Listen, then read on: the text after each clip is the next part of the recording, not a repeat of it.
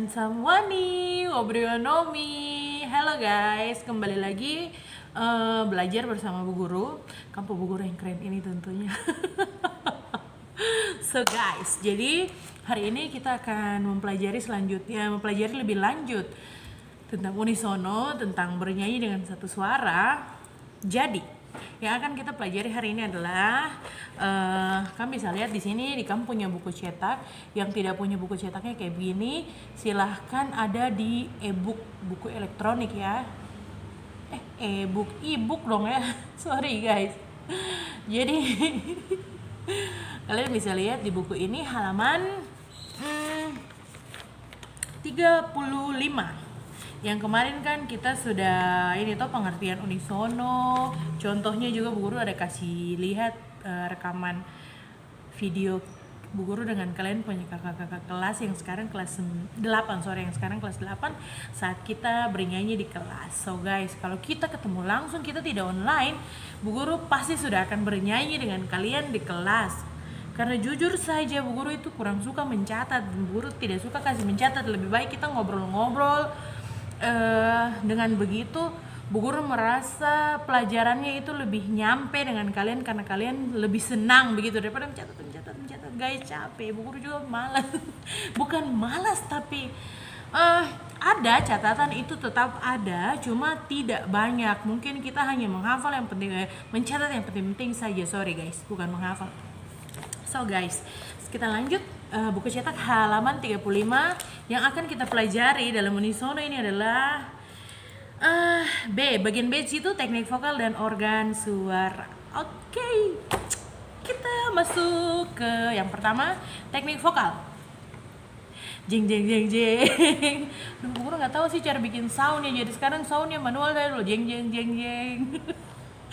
Oke guys, teknik vokal di situ kalian bisa lihat ABC ya, tapi Bu Guru hanya akan bahas 2 saja kali ini, yaitu artikulasi dan frasering. So guys, artikulasi di situ ada artinya cara pengucapan kata demi kata yang baik dan jelas. Baik dan jelas. Jadi kata per kata dalam kalimat yang dinyanyikan harus diucapkan dengan baik dan jelas. Kebanyakan Bu Guru berikan contohnya itu kalau orang menyanyi itu cepat-cepat, umpamanya lagunya lagu cepat, mereka suka bernyanyi itu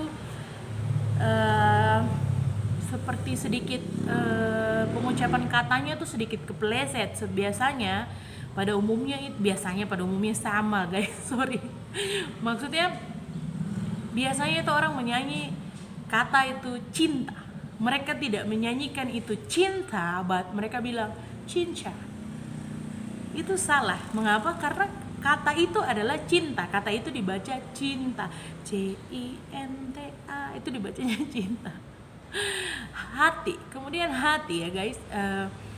Kebanyakan dalam lirik-lirik lagu atau beberapa lagu yang terkenal itu pas dinyanyikan kata hati itu kurang, bukan hati tapi mereka menyanyikannya haji. Oke guys, jadi itu pengucapannya salah ya. Kalau memang katanya itu hati, maka harus dibaca hati, dinyanyikannya juga hati.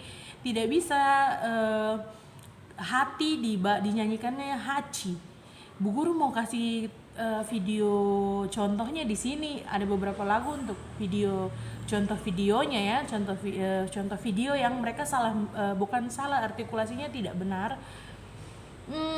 Tapi nanti Bu Guru kena copyright karena Bu Guru kasih masuk video klipnya orang, lagu kan itu ada hak cipta, nanti Bu Guru bisa melanggar. Jadi nanti Bu Guru potong sepanggal saja, Bu Guru kasih masuk di Google Classroom sudah, supaya kalian bisa melihat contoh artikulasi yang kurang tepat. So guys, tadi artikulasi, cara pengucapan kata demi kata dalam kalimat dengan benar. Jadi saat kalian menyanyikannya, kata demi kata itu juga harus diucapkan dengan benar. Tidak boleh asal-asalan atau membuatnya jadi artinya jadi berbeda. Kayak hati itu kan kita tahu hati, cinta kita tahu itu adalah sebuah perasaan. Tapi kalau haci dan cinca itu apa? Cinca Laura. Kan tidak guys. Jadi harus dinyanyikan dengan baik agar artinya itu tidak kemana-mana. So guys, itu tadi artikulasi. Sekarang kita next lanjut ke prasering. Prasering adalah, okay guys, jadi prasering adalah aturan pemenggalan kalimat dalam jadi prasering adalah aturan pemenggalan kalimat yang baik dan benar sehingga mudah dimengerti dan sesuai dengan kaidah-kaidah yang berlaku. Gitu ya guys ya. Oke, itu tadi bagian pertama mengenai teknik vokal. Yang kita bahas adalah artikulasi dan prasering. And next, kita akan membahas tentang teknik pernapasan. Dan di teknik pernapasan ini, Bu Guru, kalian bisa lihat di situ ada 3, tapi Bu Guru akan mengulas 2, yaitu pernapasan dada dan pernapasan diafragma. Jadi guys, apa itu pernapasan dada? Kalian bisa lihat di sini ya, dia punya pengertian. Pernapasan yang dilakukan dengan cara mengisi udara dalam paru-paru bagian atas. Jadi pernapasan dada itu seperti begini. Dia menarik nafas, mengisi di paru-paru bagian atas. Oke. Jadi pernapasan dada itu cenderung pendek karena hanya diisi di bagian atas ya guys, cenderung pendek dan kurang tepat untuk bernyanyi.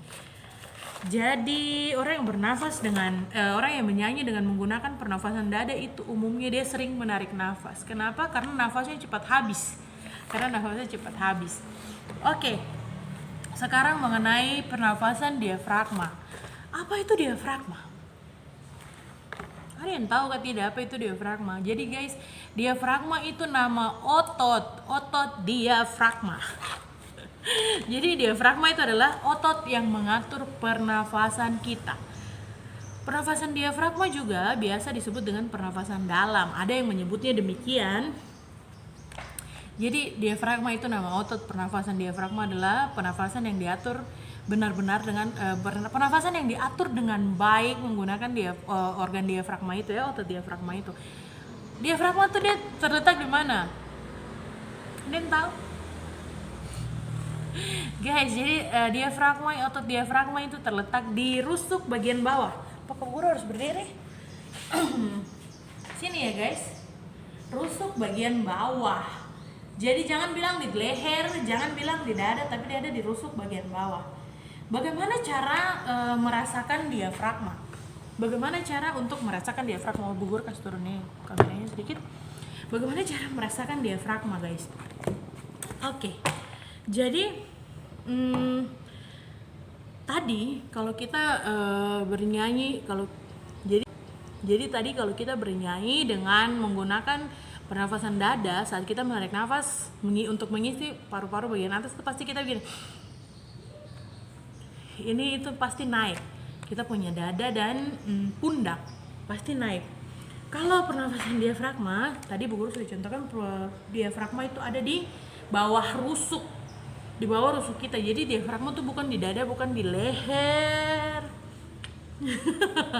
Tapi diafragma tuh ada di bawah rusuk ya guys.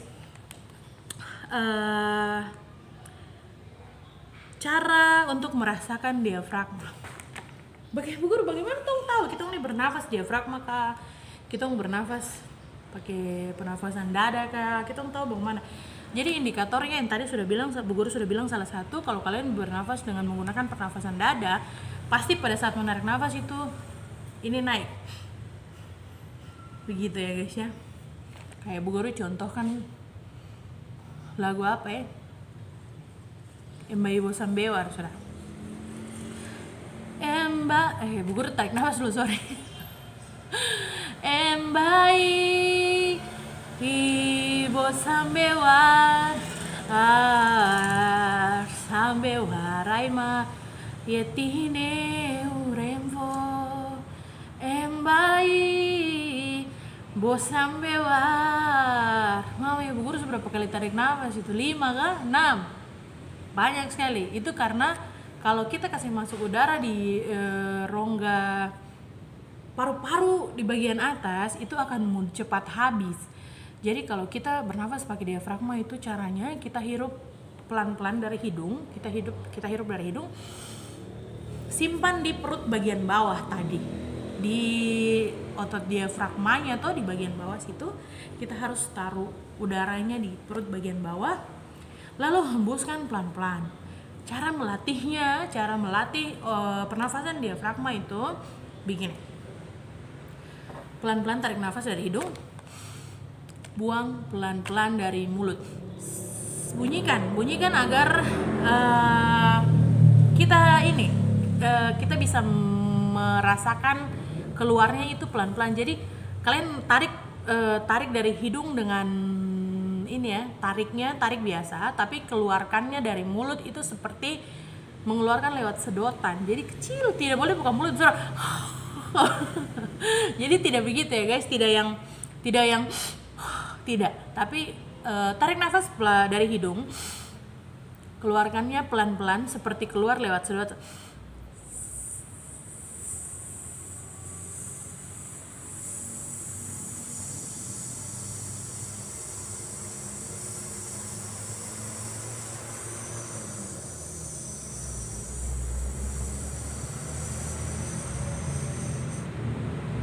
Contohnya seperti begitu guys.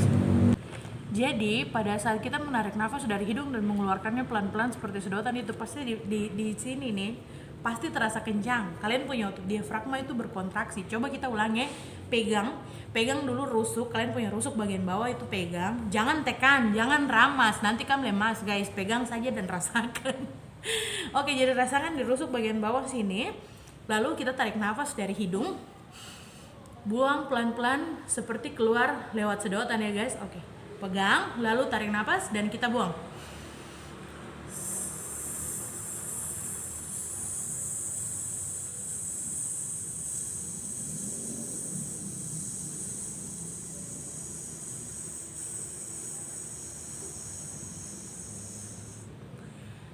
Ada yang terasa kayak kontraksi di sini tuh, kayak terasa kayak rasa bagaimana ya? Bu Guru tidak bisa bilang itu rasa apa tuh. Bu Guru bingung mau bilang itu rasanya kayak bagaimana. Tapi kalian pasti merasakan kalian punya otot diafragma di sini tuh berkontraksi. Itu yang namanya diafragma guys, dan itu adalah cara bernafas dengan diafragma.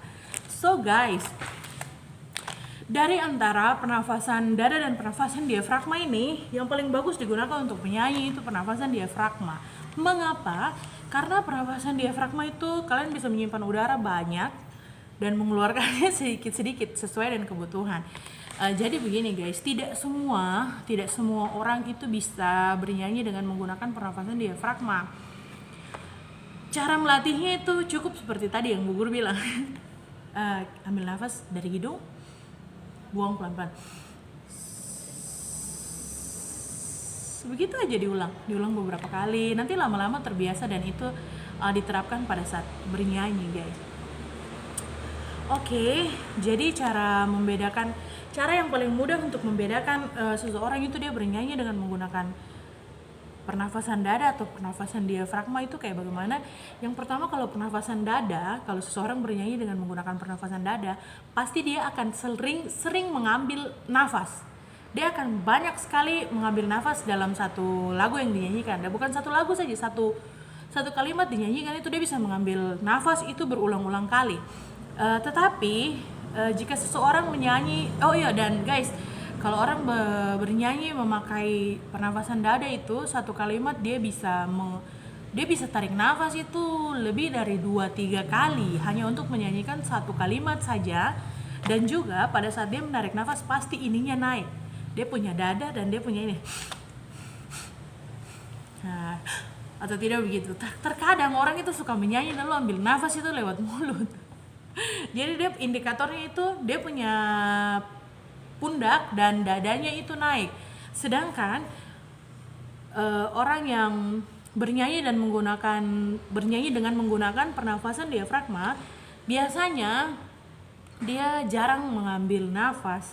Bukan jarang, tetapi dia kalau menyanyi nafasnya itu bisa tahan agak lambat gitu ya guys. Baru pada saat dia tarik nafas, dia punya bahu dengan dada bagian atas itu tidak bergerak naik begitu secara signifikan seperti yang menggunakan pernafasan dada dan seperti yang menggunakan pernafasan dada, di mana punggung dan dada bagian atas itu pasti naik. Dan guys, satu kekurangan lagi di pernafasan dada itu adalah cepat capek, karena pada saat bernafas dengan menggunakan pernafasan dada dan kita bernyanyi, cenderung saat kita bernyanyi itu kita punya suara dan lirik yang dinyanyikan itu tertahan di leher, sehingga leher itu lebih cepat capek. Jadi yang paling baik untuk digunakan itu adalah pernafasan diafragma, seperti yang tadi Bu Guru sudah jelaskan, dia punya kelebihan-kelebihannya. Jadi nanti kita Bu Guru akan contohkan bagaimana bernyanyi dengan menggunakan pernafasan dada dan bernyanyi dengan menggunakan pernafasan diafragma. Oke guys, jadi di video yang kemarin itu kita sudah mempelajari apa itu unisono dan Bu Guru juga sudah memberikan contohnya. Di video ini kita masih belajar juga tentang unisono, bernyanyi satu suara, tapi yang kita pelajari adalah teknik bernyanyi, frasering dan artikulasi, dan kita belajar juga tentang teknik pernafasan dada dan pernafasan diafragma. So guys, sampai di sini saja video Bu Guru. Jika masih ada yang kurang jelas atau mau ditanyakan, silakan bisa langsung di kolom komentar di bawah ini. Oke, semoga semuanya sehat dan terimalah salam Kota Jayapura. Hente Cahyo Onomi Temarni Hanasen. Satu hati membangun kota untuk kemuliaan Tuhan.